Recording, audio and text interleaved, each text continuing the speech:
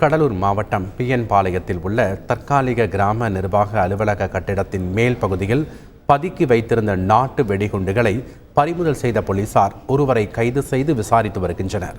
இது குறித்த கூடுதல் தகவலை செய்தியாளர் தேவநாதன் வழங்க கேட்கலாம். வணக்கம் தேவநாதன், இந்த செய்தி குறித்த முழு விவரம் என்ன?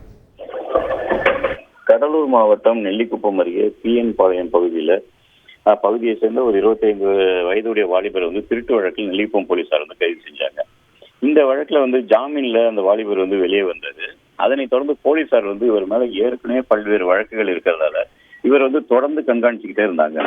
இந்த நிலையில தான் பார்த்தோம் அப்படின்னா இவர்கிட்ட தொடர்ந்து பல்வேறு பகுதிகளில் வந்த செல்போன்ல அவருக்கு நிறைய போன் வருது. இதை போலீசார் தொடர்ந்து கண்காணிச்சு திருப்பி அந்த நபரை பிடிச்சி விசாரிக்கிறாங்க. அப்ப அந்த விசாரணையில் தான் அவர் விழுப்புரம் மாவட்ட ஆனத்துறை சேர்ந்த ராமச்சந்திரன் என்பது தெரியவர் அவர்கிட்ட பேசினவர். மேலும் பிஎன் பாளையம் ஊராட்சி மன்ற அலுவலகத்துல பின்புறம் இருக்கிற அந்த கிராம நிர்வாக அலுவலக கட்டடத்துக்கு மேல 4 நாட்டு வெடிகுண்டுகள் பதுக்கி வச்சிருக்கிறதா அவர் தகவல் தெரிவிக்கிறாரு.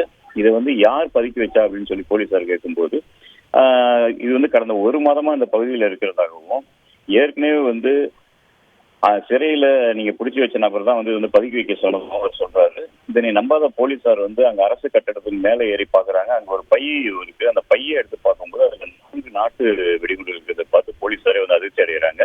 இந்த 4 வெடிகுண்டுகளையும் தற்போது திருக்கண்டேஸ்வரம் வெடிகுடோன்ல பாதுகாப்பா வச்சிருக்காங்க.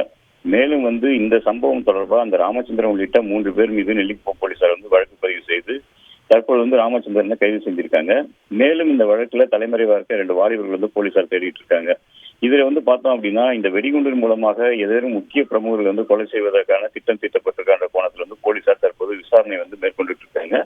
அரசு கட்டிடத்தின் மீது கடந்த 1 மாத காலமாக வெடிகுண்டுகள் பதுக்கி வைக்கப்பட்ட இந்த சம்பவம் கடலூர் மாவட்டத்தில் பெரும் பரபரப்பை ஏற்படுத்தியிருக்கு. நன்றி தேவநாதன், உங்களுடைய தகவல்களுக்கு. செய்திகளை உடனுக்குடன் தெரிந்து கொள்ள உடனே சப்ஸ்கிரைப் பண்ணுங்க.